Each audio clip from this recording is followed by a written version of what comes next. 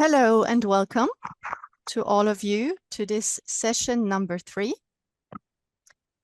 Experience capitalization, achievements and challenges from 5 projects around the world. We are very happy to see you all here today with us. And as some of you may already know, those who have not just got up, this is part of a 3-day conference where we discuss weather, water and climate services and their use for communities and governments. In this session, we will navigate through the usefulness of these services, but also the roles of different stakeholders, such as us NGOs, for instance. And we will exchange experience and learnings. Now, coming back to this session, we would like to share a few technical details before we get into the subject.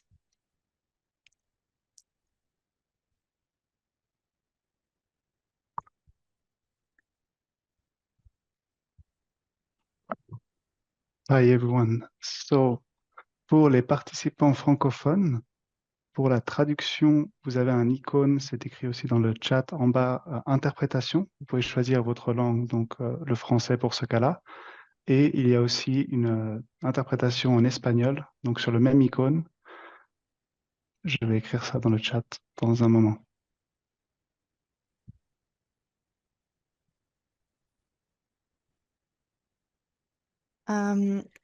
Also, please keep your microphones muted unless you are speaking. And when you do take the floor, so you lift up your hand with the little icon again below. And when you do take the floor, please present yourselves briefly. If you can, please leave your cameras on so that we can see you if your bandwidth allows for that. And finally, please know that this session is being recorded and that we will share the recording after the session.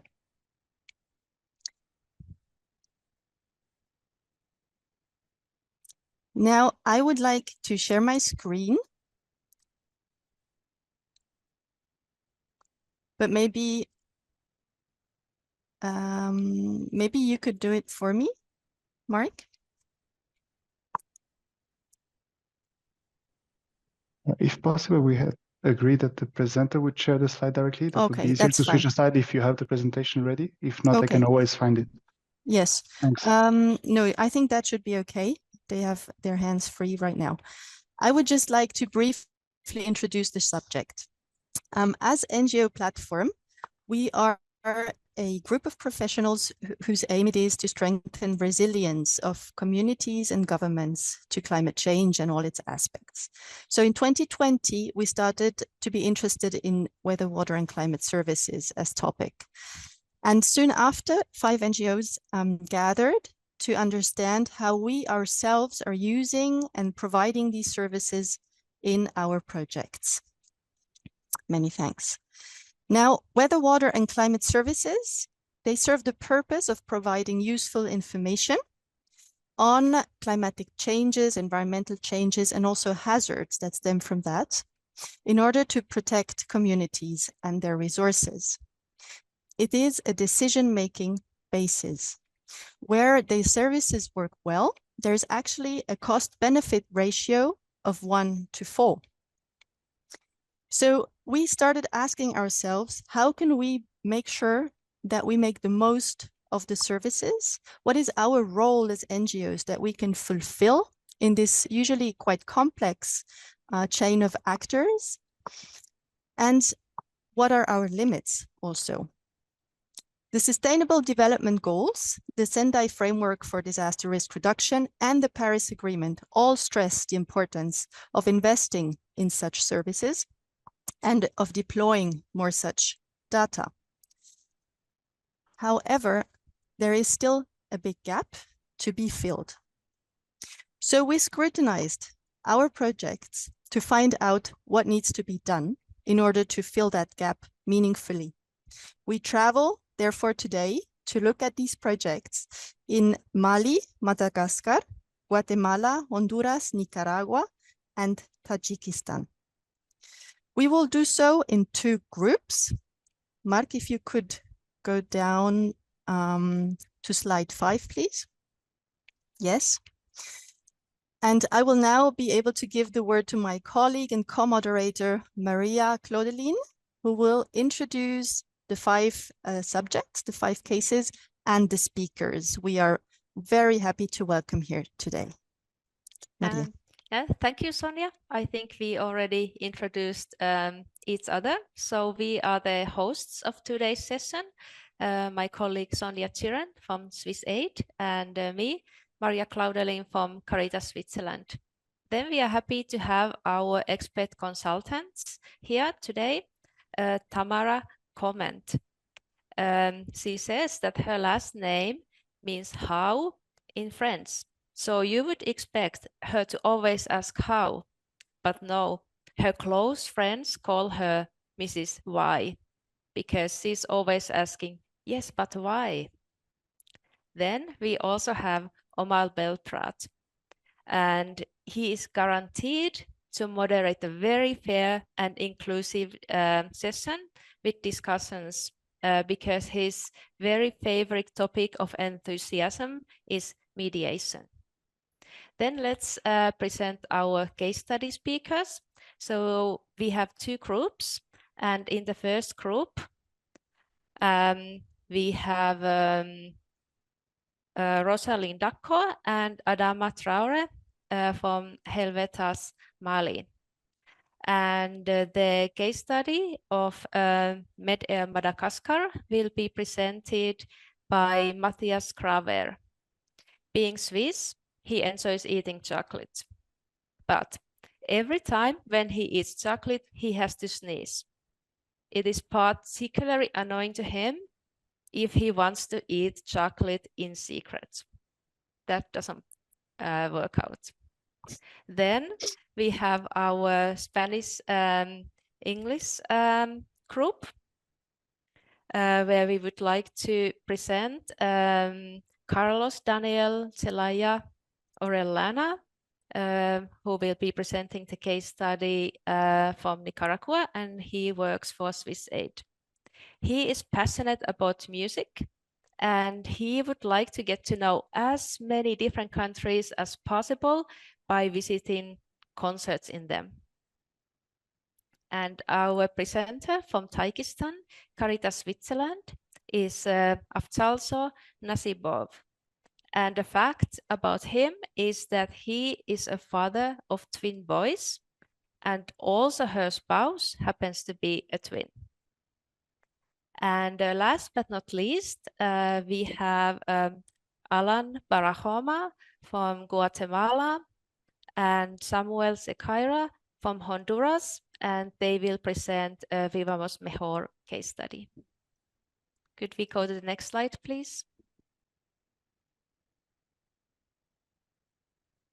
And since we have a lot of people today and 3 different languages, we will be dividing us to 2 different groups.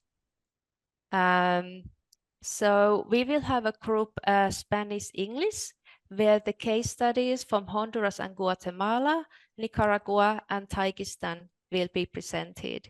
So everyone who speaks Spanish or English and would like to stay with these 3 case studies is welcome to stay in this Zoom session. You don't have to do anything.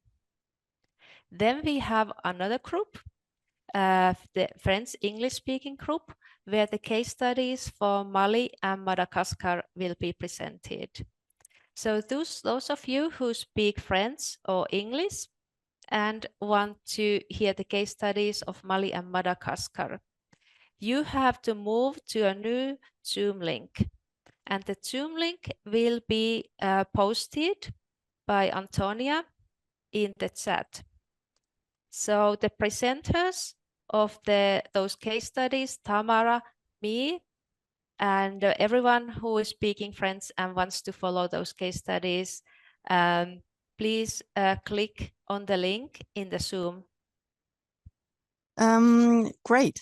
So for those who now are in this session here, we will be speaking in Spanish or English and have translation to English or Spanish in reverse. I will now be happy after those introductions and fun facts about people to give the word to our expert consultant, Omar Belprat, who will lead through this session. And in fact, Omar, yes, I will give the word to you now, and then we can start with the presentations. Okay, good afternoon, good morning to everyone. It's a pleasure to assist this discussion today and see the contributions from these different case studies. So we start first with the different overview presentations of the projects. And right, Sonia, we said we will start with Honduras and Guatemala. Is that correct? I think Carlos Daniel is now here, so we can have the order that we actually wanted in the first place. Okay, then please, early Carlos, morning. you can start with your input, and as was in the program, so there are 10 minutes inputs planned in total to get an overview, and then we'll have a discussion on shared opportunities, lessons learned across the different projects. So over to you, Carlos.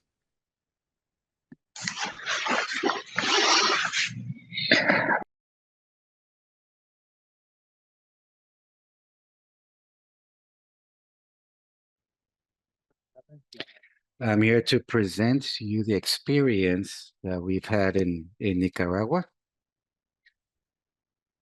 with farmer families who are local climate champions. This has been a project. Next slide, please.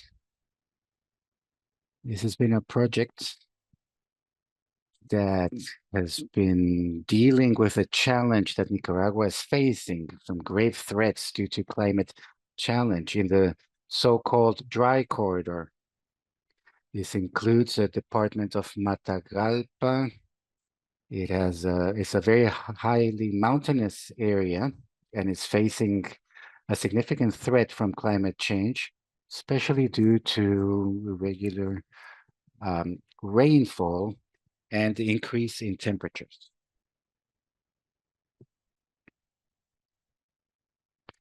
What has been the proposed solution?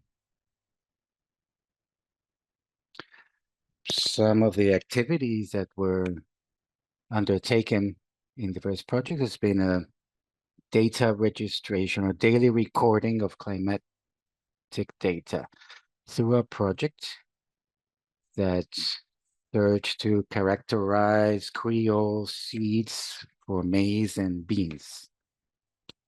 And part of these characteristics was a climate that was being faced. So a daily register was being maintained that included different variables such as precipitation, how much daily rainfall it was reading, and according to that, the behavior was analyzed. Since 2012, about 12 years ago, the daily recording was undertaken by local producers. The participation was divided in 69 communities and 85 weather stations on smallholder farms. Since then, these weather stations have been improved. They don't no longer only measure precipitation or rain, but now they're measuring humidity and temperatures.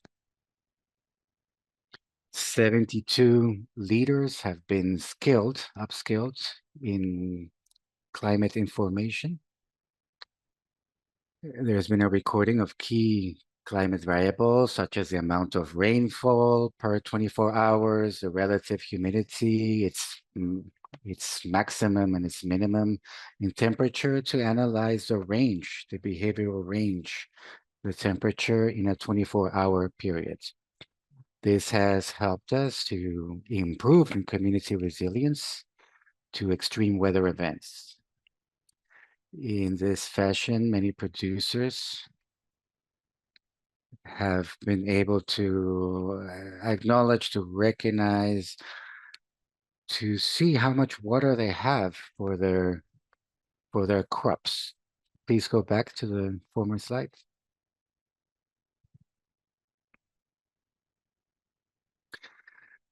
To have replicating the project.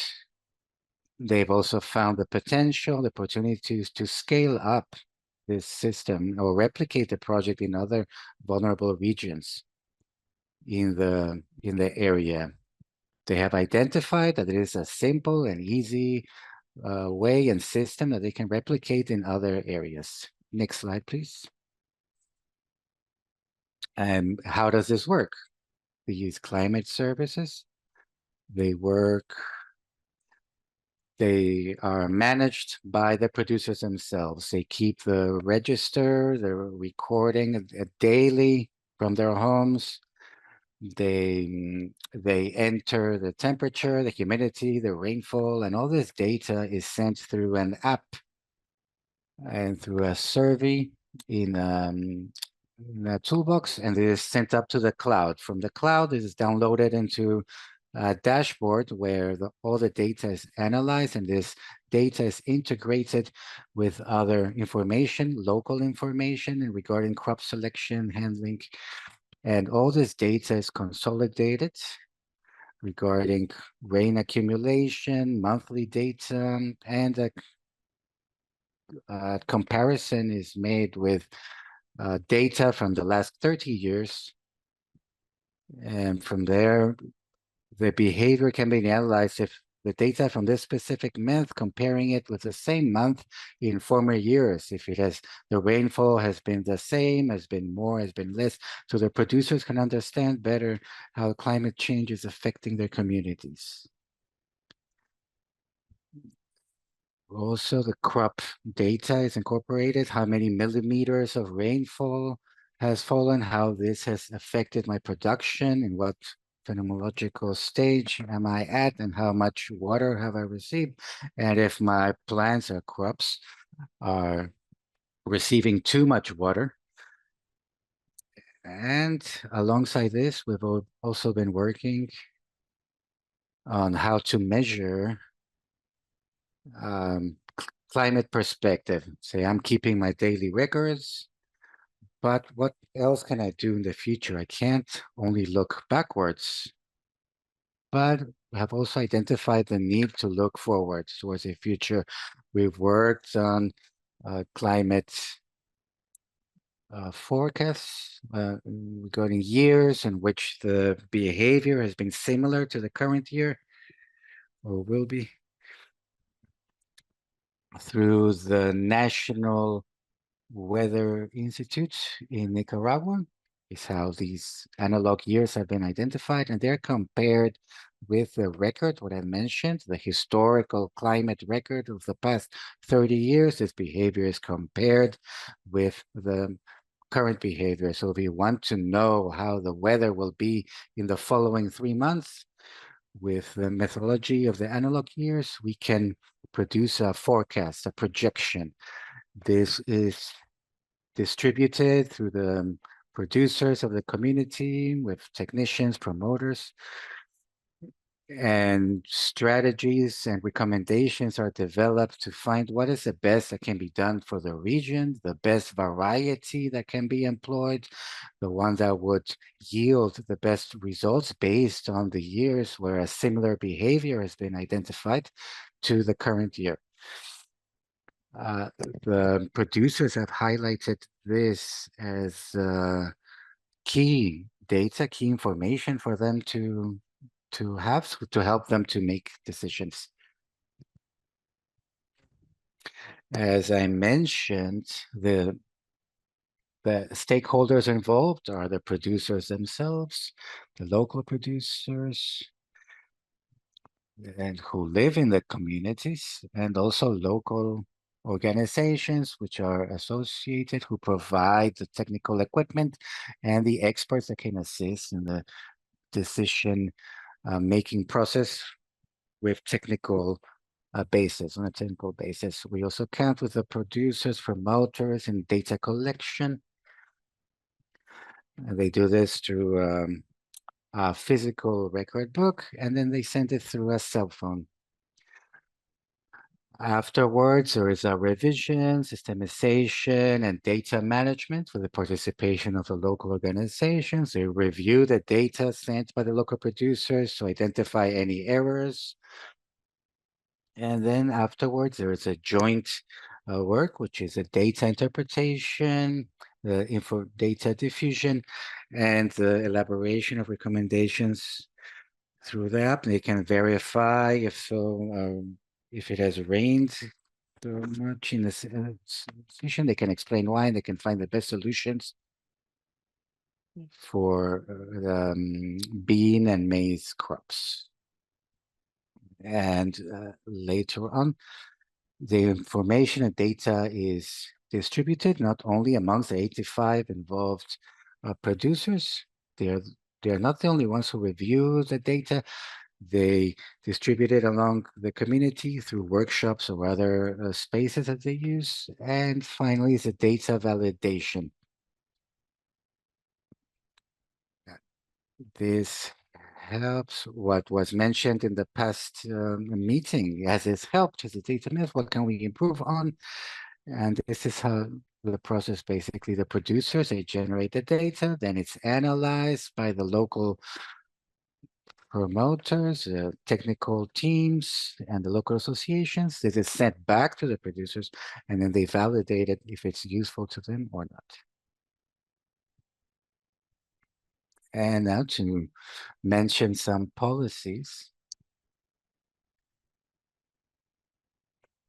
such as the law on agroecological production, or organic, and the national environmental strategy and on climate change, and presidential decree on the national mitigation and climate change adaptation policy.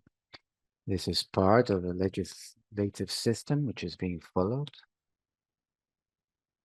by in this project. And that is all. I want to thank everybody. I hope the experience has been clear, which we've had here in Nicaragua, and now I'm happy to hear the other examples. Muchas gracias, Carlos. Thank you very much.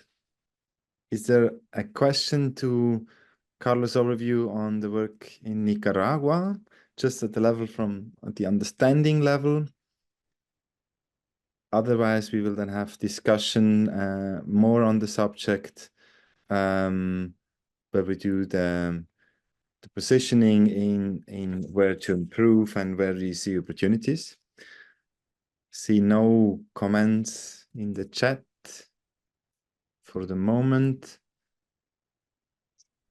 So then I suggest that we move on to the next presenter. I think it's Samuel. Thank you very much, Carlos.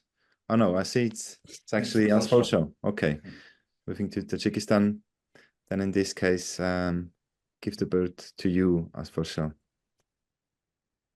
Thank you, Omar. I mean, just do we have the time to ask Carlos any question? Or that the question session will be later? If there are questions at the level of the understanding, I should just take it directly after shortly. the presentations. And if then there are more general questions for discussion, then we can do this then in the discussion round. Okay, let me go through my presentation, and later there will be some, hopefully there will be discussion.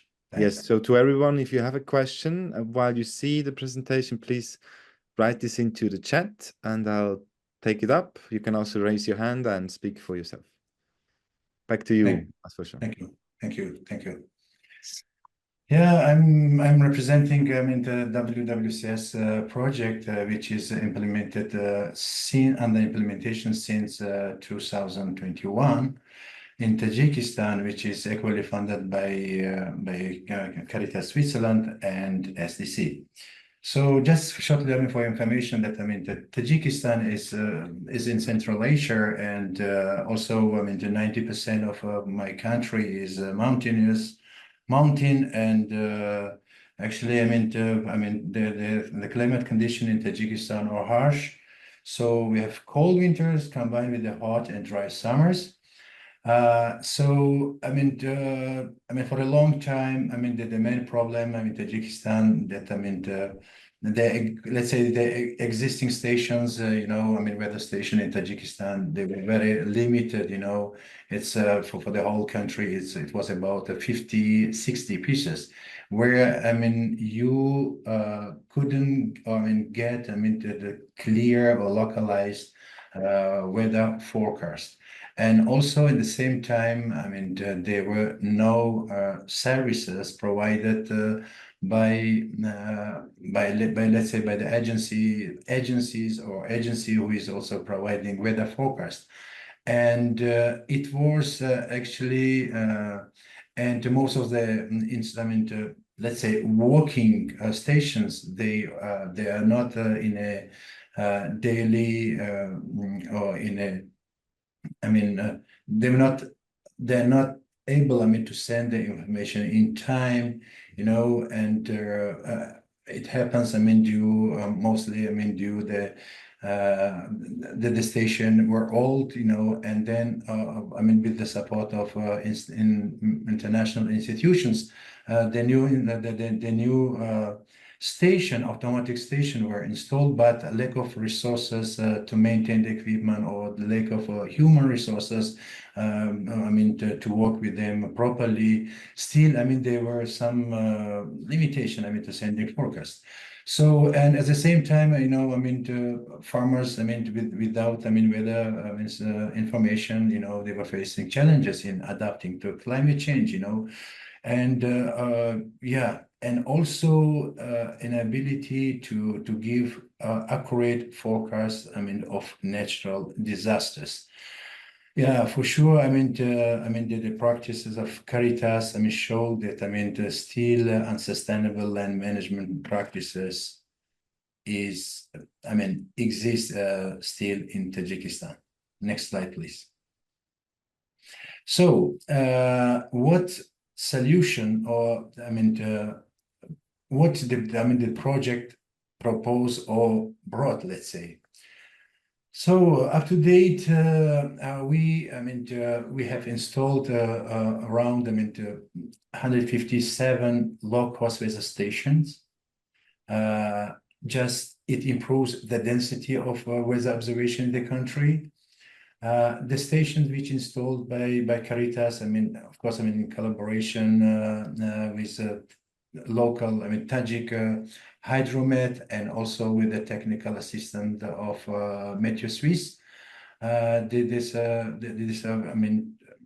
The stations, they're really very, cheap, and in compare with the existing ones. The existing ones, it's around $50,000-$60,000, but our ones, it costs only, let's say, $300 only. And they do not require,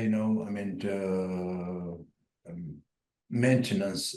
They require, low maintenance, actually, minimum maintenance, just so, and the practice, the last 2 years, showed they are very effective. To give forecast, our colleague, said that, somehow they manage, even to give a projection or forecast, for 3 months, but our system will gives only for 10 days, while the local government, let's say state agency, giving only for 5 days forecast. So so I mean, as I said, I mean, as we have, I mean, hot and dry summers, also cold winters, the farmers mainly, I mean, they need cold alerts, and also as well, in the summertime, I mean, heat alerts. So I mean, this our system is able to give us, I mean, similar alerts when it comes to that level. Yeah, next slide, please. Yeah, I said, earlier I said, I mean, up to date, 150 installed, the target for the, at least, for this phase, is 500. So here in your map, you can see that, I mean, how, I mean, they're installed. So actually the map is real, it's taken, I mean, from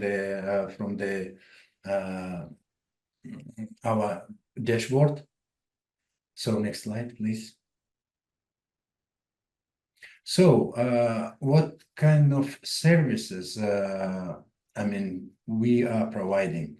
As I said, I mean, just sending the data, doesn't mean that, I mean, it's already you're providing services, but I mean, the data not always means anything, I mean, for the users.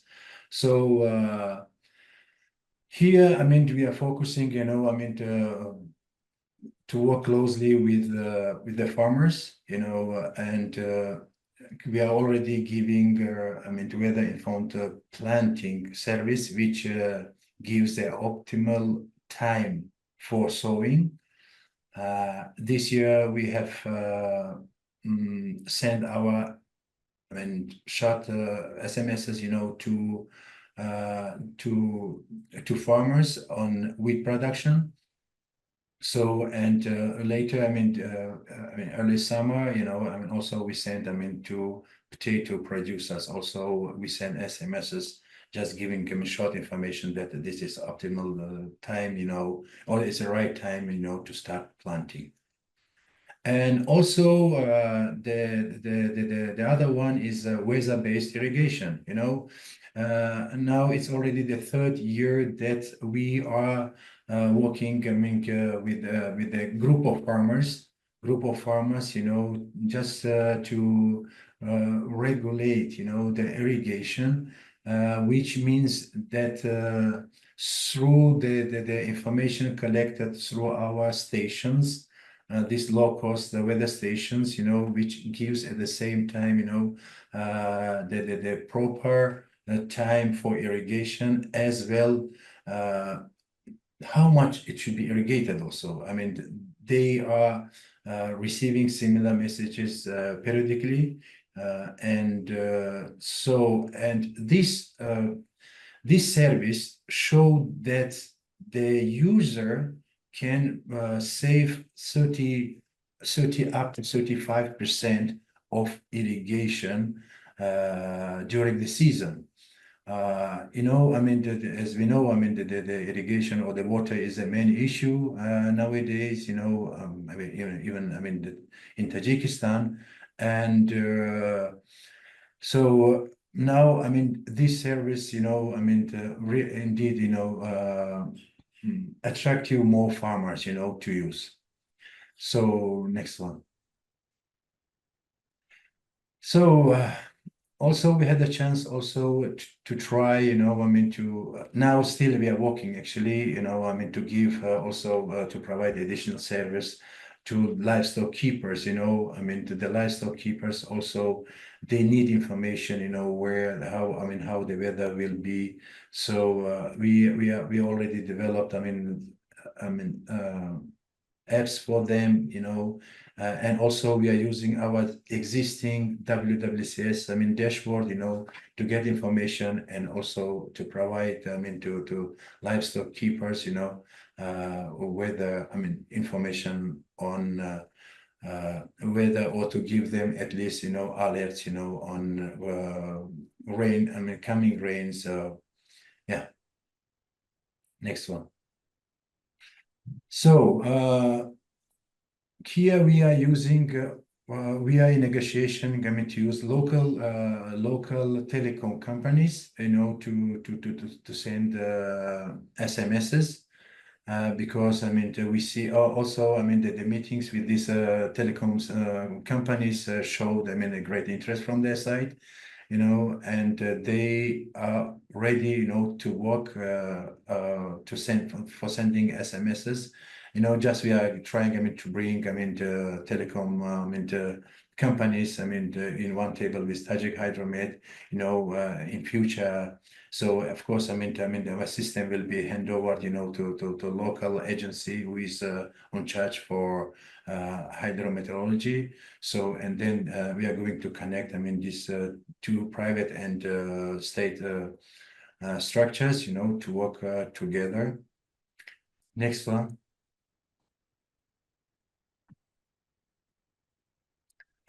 This national policies, of course, I mean, the national also, I mean, in Tajikistan, there is a national development strategy for the period of 2030, and also which is highlighted, I mean, these points, and the national strategy for disaster risk reduction, and national law and pasture. And also Tajikistan has I mean its international commitments through NFCCC, and also a newly launched initiative in Tajikistan, early warning for all, which also they are very interested, you know, I mean we are working also to close with this with them and to use I mean our services. Yeah, thank you. I mean, I had only 10 minutes, you know, otherwise. Thanks a lot. That's for sure interesting. Thank you. I mean, here is some question. Is there any questions in the chat? There is. Yes, there is. What kind of dashboard provider did you use is the question. What kind of dashboard. So we have already, I mean, the colleagues from the Carlos actually, he mentioned that, I mean, they are putting the data on cloud, yes, huh? In cloud, but we have our server where I mean the information I mean from meteo stations directly comes I mean to the server, and then for a base I mean based on the collected information jointly with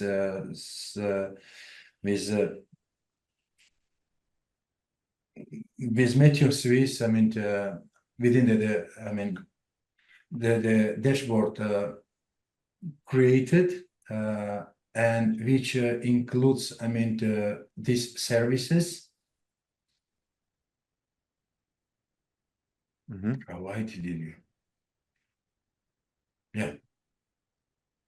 Yes.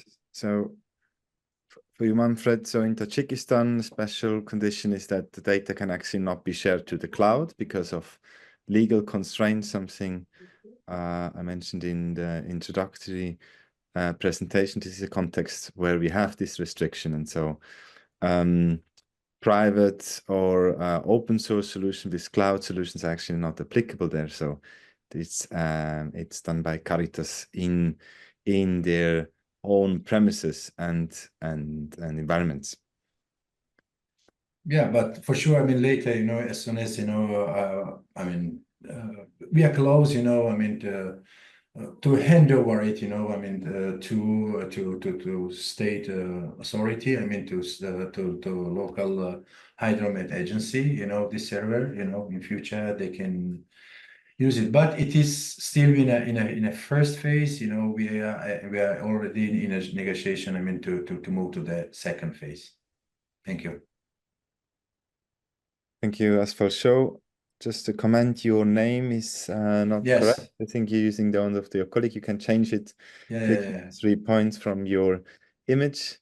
So thanks a lot. So another example, also in Tajikistan, trying to increase the evidence from the ground, more station data as in Nicaragua, similar agricultural services are prioritized as irrigation, so that gives already a common area for discussion later on. But let's move first then to Guatemala with Vivamos Mejor. Over to you. A very good day to all. Thank you for the invitation. Together with Alan Barahona from Honduras, we're going to present you a regional initiative that includes Honduras and Guatemala. It's a community climate monitoring network. We've been working since 2016 on this thematics. Next slide, please. This initiative is part of a project, a comprehensive project, which is focused on the resilient landscapes and biodiversity in the sub-basin of the Quizcap River Basin in the biocultural corridor. You can see the map here. It's part of the river basin, the Quizcap River Basin, so it's focused on river basin territories. Something that I would like to highlight about the area where we live in is that the topography is quite varied. We have volcanoes, we have mountains, we have canyons, we have access to the Pacific. So a wide variety of microclimates is generated locally. So the need arises from this reality that we need more specific data regarding the local climate and the microclimates. Next slide, please. The project as such has a specific aim, which is to strengthen the capacities and knowledge to solve environmental problems. And this has to do with climate change variation. These are parts of helping the community to understand the impact better. We have installed a network of weather stations, which are automated, as well as community corridors. There are basically 7 automated stations, which we have along the river basin, and 12 community rain meters, and they are managed by the community themselves, and they count with a thermometer or rain gauges. The way that they collect the data is in a daily and monthly fashion, and they count with a logbook where you can see per day, per month, how much rain has been measured by the rain gauge. And this can be represented in a graph, in a bar graph, so they can make a monthly comparison and also recording the data from previous years. Here you can see some photos. The service that we are providing as an NGO. We're giving maintenance of different automated weather stations. We also organize strengthening or skilling workshops on meteorology and climate, obviously also promoting the spirit of working in this network and this climate community. Then with all this data that we collect on a monthly basis with other community weather observers through WhatsApp, and then we generate a quarterly climate report, which basically is a summary of the behavior of these weather variables of temperature, precipitation of the past 3 months. But we also have another annex of this report, which speaks about the weather conditions along the whole country. And together with government agency, which does this also in a quarterly, and we disseminate this report through WhatsApp, through Facebook, social networks. And currently we're developing a diffusion strategy to have a greater reach on our weather reports and climate reports. And all these initiatives in Guatemala, they address a national framework for climate services. And within, we find the agroclimatic technical tables, which is a space, an interinstitutional coordination spaces, which is led by government agency, as well as the Ministry of Agriculture and other organizations such as NGOs and others, and where we all sit down together and we see how we can work in an articulated and in synergy, we can generate a greater impact and offer a better service in a more collective way. So currently we are writing a communique, a report to send to the governor to show him that currently in May, we're having a historic rainfall, and this is quite a concern. So now, what is the future? We are developing a tool called Weather Underground to create local forecasts for the upcoming dates. It is something that we're trying out with the current weather stations at local level. And this is a model of automated stations that we're using. That's all for my parts. Now I'll give the floor to Alan. Thank you, Samuel. Very good day or good afternoon to some of the colleagues. I'm Alan Boraona from the PMPB Foundation Community Organization. I want to share the experience on the regional component regarding the climate monitoring. Next slide, please. To be more precise, what is climate monitoring? Is a project that is financed and supported by the Vivamos Mejor Foundation, or Let's Live Better Foundation from Switzerland. Works in the Rio Cuero River Basin in the Pico Bonito National Park. And as you can see, it focuses on river basins. We have also prioritized a determined area of this basin, which is a high ground, where there is a biocorridor between two protected areas, and also due to the effects that the ecosystems are suffering, and what other problems can be felt by producers due to deforestation of agricultural areas. So we have been involving ourselves in these areas, and a component of this project is focused on climate, and we have linked to the Community Weather Observers Network. Next slide, please.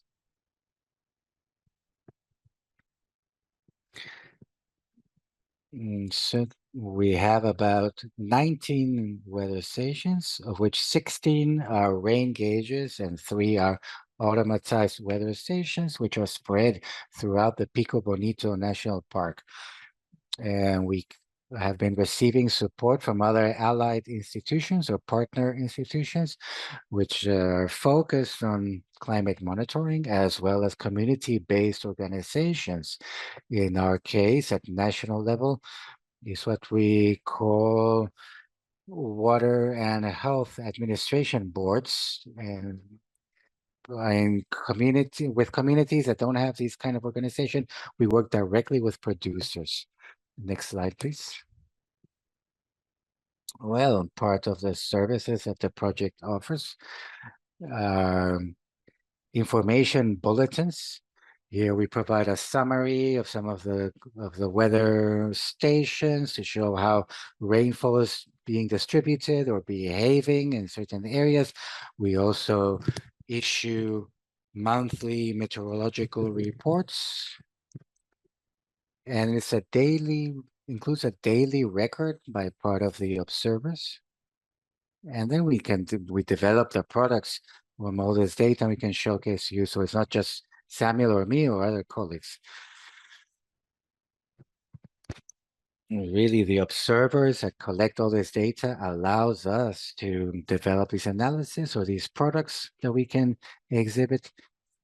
And here we try to represent what are the days, which days are going to have rainfall, which are not, which are the better days for a certain crop communities, such as maize, beans, as well as cacao. At the same time, we offer other kind of information products where we can deliver them physically, or we also make use of social networks for greater diffusion. And of course, we also organize small workshops where we share the experience from the observers, or so that other institutions can understand why we are doing this, why we are reading the climate variables. In our case, we measure precipitation, the water levels, and through the different automatized weather stations. It includes other variables such as temperature, humidity, solar radiation, and so on. And we also work on the field. The data doesn't just remain with us. We take advantage with every field visit. We share some graphs, some charts on how the rainfall has been behavior. And so they can understand better the climate changes that the communities are facing. And we do this through diverse activities. Now, in the level of coordination and collaboration with institutional actors, the project has been created through the planification and using the appropriate legislation and laws that are appropriate, and institutions, government level institutions, and with the different information bulletins, also the Natural Resources and Environmental Secretariat. We've also established some links with them and also work with some weather stations that they have, and they can also provide us with some historical records. And we also reach out, we also work with some educational centers to share different protection, and in protection areas, we also work with natural resources protected areas. We also work with different municipalities and different provinces or departments. We can also speak about the subject of climate change. There's also the water administration boards that give us a space to install the stations. They also make their own analysis, and they make decisions based on if the amount of water, of rainwater is enough to fulfill what the demand. And that is provided by the water systems. We also work with a regional university center, and as well as Inga Foundation, who are other partners. They provided the automatized meteorological stations. We also work with local radio and TV stations, some journalists that have asked us about some information, which have been provided. And it's been since 2018 that I have been working with climate monitoring. And our perspective towards the future is a development and implementation of an agrobioclimate monitoring. And as my colleague mentioned, is a linkage to meteorological and climate monitoring platforms for the preparation of forecasts, which we call weather underground. And there's another platform that has a case study on 3 countries. Honduras is one of them, on the western side of our country, and we want to access it. Network, we want to link with this partner. And also the rain gauge stations, we want to complement them with other instruments, such as hygrometers, which would help us to measure temperature and humidity, which we have begun installing 3 hygrometers, and we hope to keep installing more of this equipment. From my side, that is all. Next slide, please. Thank you, Alan. So we had the overview from all the projects. We are very advanced in time for the discussion. So the proposal would be that to speed things up, each of the projects just simply states one sentence, which is the biggest challenge that you face in the implementation of your project. And perhaps we can start again with Nicaragua. And Samuel, perhaps you can speak for both projects in Central America, well, I mean, Guatemala and Honduras. And then we can take questions and afterwards also. As for sure for you for Tajikistan, there's a question, for instance, with the challenge working with the National Hydrometeorological Center. Perhaps you want to say something also about this, but perhaps you have a bigger challenge. So, Carlos, could you give us one sentence what the biggest challenge is for your project? Sí, uno de los mayores retos ha sido básicamente estandarizar esta información. Aparte de tener tantas comunidades, tantas estaciones, al final se ha terminado siendo un poco bastante grande. Trabajar con diferentes organizaciones, buscar cómo estandarizar toda esta información y toda juntarla e integrarla para que funcione de igual manera, con todas sus diferencias que sí tienen cada una de las zonas, que funcionan de igual manera, ha sido todo un reto. Y pues parte de que las cosas que nos llevamos como aprendizaje, pues también que siempre ha sido de la mano de los productores. Pues. Y eso es lo bueno, pues, que mientras ellos mantienen el interés porque es la información de su propia comunidad, una información local, esto sigue avanzando. Thank you, Carlos. So data management is a challenge, but ownership, a large opportunity in Nicaragua at the community level. As for sure, do you want to state a main challenge for? Yeah, thank you, Mark. Yeah, I mean, at the beginning, I mean, it was very challenging, to convince a state organization like Hydromet, to recognize, I mean, this low-cost weather station. They were not sure that, I mean,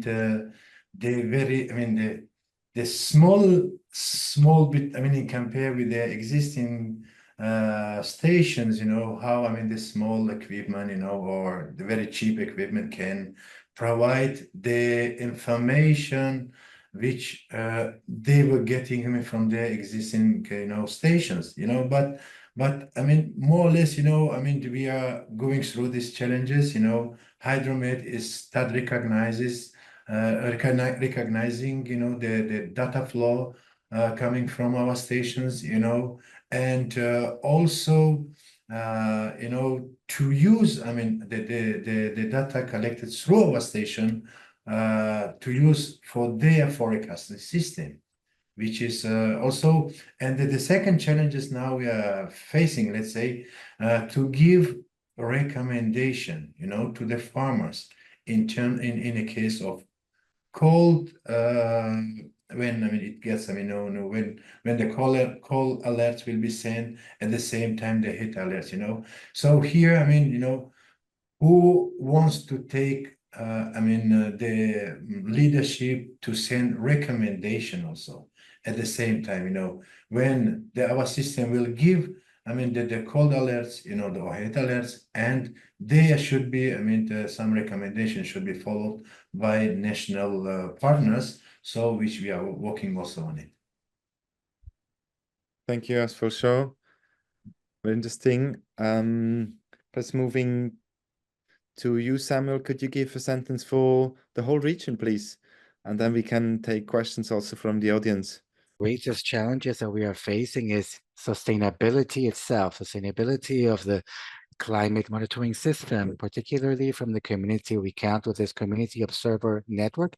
They do it free of charge. They're not paid at all. So the continuity of the data collection, which is daily and throughout the years, this turns into a challenge to keep their interest and to see what benefit there is for it. Well, the good news is that with time, they have begun to feel change, and this helps that all the community, the people in the community, they're more convinced because they are people from rural areas.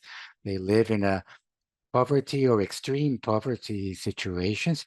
So it's, of course, important to keep them motivated, but in this current year, in comparison to the past year, they're comparing this year with the past year, and they can understand how the changes have affected their crops. And another issue is the sustainability, the economic sustainability of the automatized weather stations, and how to maintain them. Of course, currently we're depending from projects and from funding from different foundations. We still depend on that and on this sustainable mechanism. So there is the challenge, not only data collection, but also how to diffuse this data to reach the farmers, and that they can take decisions based on this data. And also with providing local forecasts is important. And to make this tool, there's a daily tool that can be really useful to protect their crops. Thank you, Samuel. Important points. So the sustainability an issue for all of the projects actually, and something also we discussed a lot in this experts feedback round. We were thinking on opportunities, how to create a sustainable business model, and so ideas that are, for instance, tested in Tajikistan is that just very small payments have to be made for services that are also feasible for rural communities, or the work with telecom companies. Also, one avenue is being tested to see how can we reach independence from this project money, but certainly a huge challenge. And with that, I would like to take up perhaps the questions that are in the chat right now. There is one question on the sustainability of the early warning system from Kelim. I'm not sure to which project this is directed now. If you can state this in the chat, I will take it up later. Then there is a question from Isabel to you as for sure. What kind of low-cost stations are these in Tajikistan? Can you say something about this? Yeah, I mean, why they are, why they're low cost, or what does Isabel mean actually? So let's say, I mean, the history of this, the background, some background information of this low cost stations, you know, and actually the parts, you know, some parts can be found in Tajikistan, and actually the motherboard, you know, is developed in Switzerland, which in future, you know, can be produced, you know, I mean, in China, you know, also it can be, I mean, now our, I mean, Caritas and Hydromet, Tajik Hydromet technicians, you know, they can easily assemble it, you know. So it means, you know, in future, if there will be a, I mean, demand, you know, for that, so it can be easily made it here. I mean, or some part can be found, you know, I mean, easily from China, and then the rest can be done here. That's why they are very, I mean, the cost is not too much. But as I said, you know, the ones which, I mean, supported by World Bank, for example, in Tajikistan, they are more than $50,000. But almost they're giving, I mean, the same kind of information. Thanks for sure. Yes, and perhaps to mention also these are open source stations, so they're not, they don't have any license agreement with them. So the question actually to the sustainability was from Kelim to Nicaragua. Carlos, can you say something about the challenges with regard to sustainability of the early warning system in your? Yes, regarding sustainability, we haven't actually analyzed how sustainability is, but we have seen the opportunity that by using free programs that are free of charge, we can at least one of the partner organizations has been able to replicate. And because it's highly dependent on the involved producers, we can use some instruments which are also low cost, there's a great opportunity to make this sustainable and for it to be maintained by the producers themselves who are collecting the data. Thank you, Carlos. More questions. You can also just speak up if you have any question, or raise your hand. Just from the audience.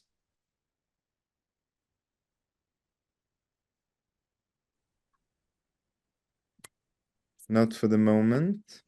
Or between you, colleagues from the projects, you can also ask questions to the other projects, of course. Since Omar? you are interested, yes. Sorry, I mean, did we answer to Bernita question? Well, you kind of did, but I think it's an interesting point, no? Now we're discussing sustainability also. Perhaps as for sure, you could share a bit of also lessons learned, because this is the project which is working most closely with the National Hydrological Service. What brought success, and where are you now with this sustainability also in the maintenance of the stations? Yeah, as I earlier said, I mean, the stations doesn't require, I mean, huge investment for maintenance. Now, I mean, just for information, that I mean that there is in all 56 districts of Tajikistan, there is at least 2 representatives of National Hydromet, where they are looking, sending information, I mean, by phone. So now they are trained by our side, by project, let's say, how to do, I mean, this small maintenance that may occur, Now, I mean, the Hydromet knows the current stations where there are, they are also using, I mean, this data, as I said, for their daily forecast. So which shows, I mean, the good sustainability of the project. I mean, from the very beginning, I mean, one of the challenges was, who we look at them, they will be stolen, they will be broken, la la la. So, but it's already the 3rd year that none of them is broken, stolen, damaged, because the farmers that's interested, the farmers were around, they're interested, I mean, to get information from Hydromet, and Hydromet, I mean, national authority, they are also need the data from our station, to accurate, let's say, the data which they have also. Thank you. Thank you, as for sure. So we are over with the group discussion now. We're waiting, I guess, for the others to come in, right, Sonia? Should we? Yes, that's correct. I think they are now coming letting them already. in. Okay.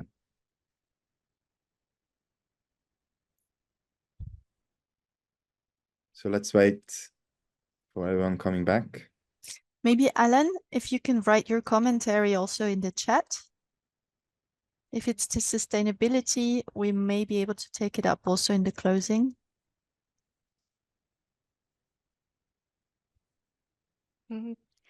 Hello, everyone. Our group is starting to come back. I hope I'm not the only one who found our way back to the main session. We definitely, yeah. Numbers are going up, so it does look good. Okay.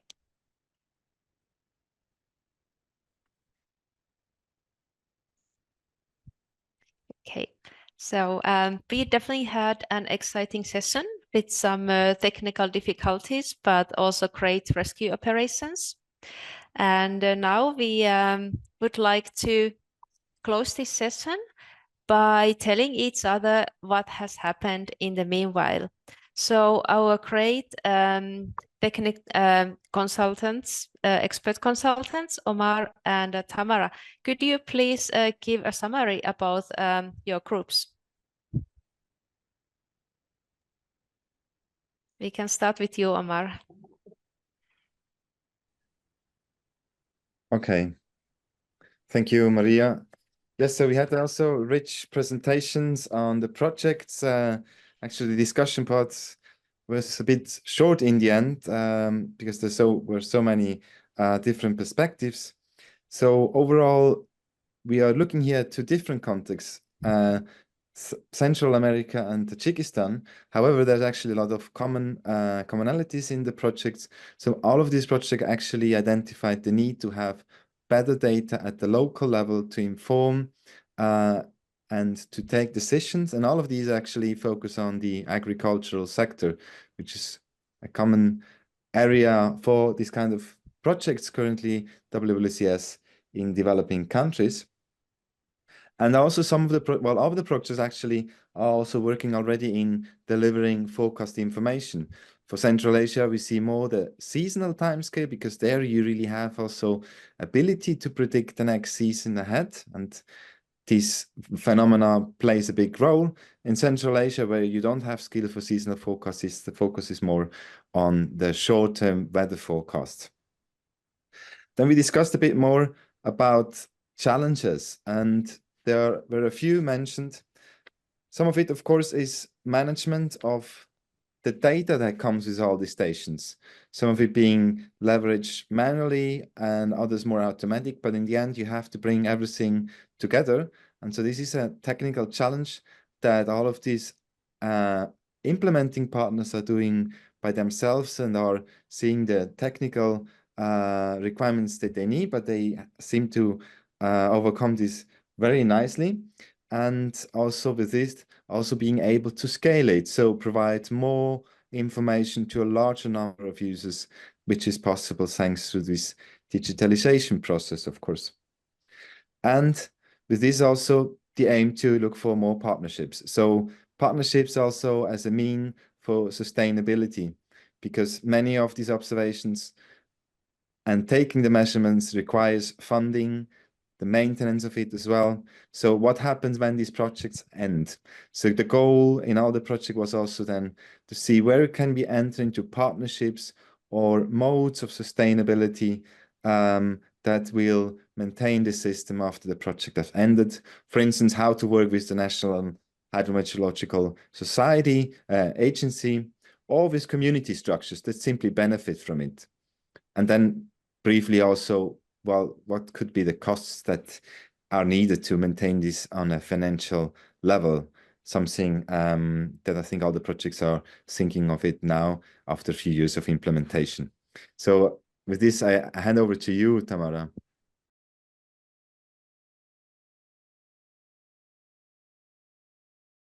Thank you, Omar. Can I just go in French in order to be fair play?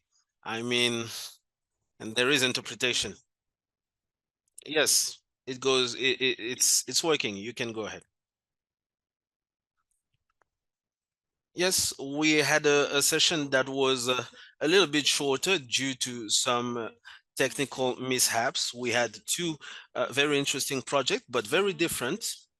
So we had the case study in Mali, a project that is working more on agri-weather data, which information to give and provide for better yield and productivity, as well as the challenge to obtain adapted seeds in the area, information that were trickled down very, very slowly because we need 40 millimeters before sowing, 40 millimeters of rainfall. On Madagascar side, it's more on short-term provisions, immediate. So now casting, as well as early warning system for cyclones, as well as investing in infrastructure. Both projects are well located when it comes to the positive impact for the users. As Omar was saying a little bit before, there is the sustainability issue because the amount of money involved is quite huge, especially when we talk about hydrological stations for early warning systems. we need to have stations in order to gauge the water levels. Maintenance is very costly. And for both projects, we have mentioned the possibility of partnerships in order to amplify and scale the efficacy, the impact, and to be able to widen the range of activities and areas covered.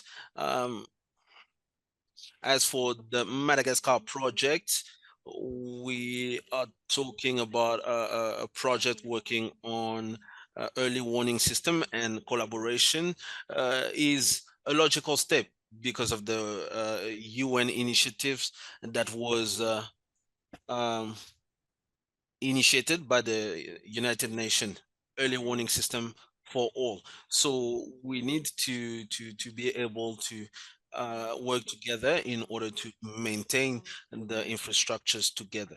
As for climate projects, partnerships would rather flow towards institutions that are working in the same areas, as well as research institutes. That's what we talked about in our group. Thank you also to you, Tamara. It was very nice to hear what happened in both of the sessions. And now I could spontaneously ask, would anyone from the audience have a question or a comment? At this point, we would have 5 minutes for someone to ask something or comment. You can raise your hand.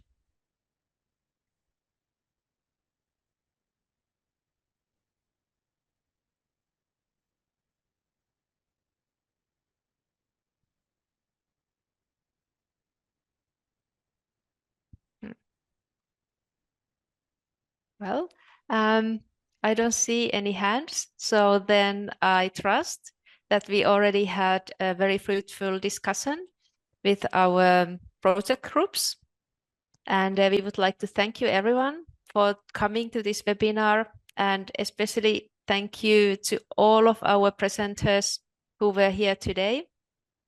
And I think Sonia would still like to give you a last word and remind us what's going up in the upcoming sessions. Yes, thank you very much, Maria. I think it has been very rich and also concluding. The remarks of Omar and Tamara also shed a light on where the journey is going and should be going. So thank you to all. I would just like to shed a brief spotlight on the upcoming sessions also. There is, after this session, another one that starts at 4:30 p.m., which is an introductory session to unpacking weather, water, and climate services, understanding the fundamentals. So this is certainly an important session to attend. And then tomorrow is a great session for in terms of content and also for early birds. It starts at 8. And it's going to be agrometeorological information services, improving farmers' adaptation to climate change, where several tools and methodologies to do so, to deliver agrometeorological services, will be presented to you. So still, the sessions are going until Friday, and we invite you all to check out the program and select those that you find interesting for yourselves. In any case, and with no further ado, we, Mariah and I, but also Omar and Tamara and all of the presenters today, are looking forward to seeing you in either of the sessions or on Friday afternoon in our public event. So thank you very much. And to all of you, have a good continuation in all of the countries.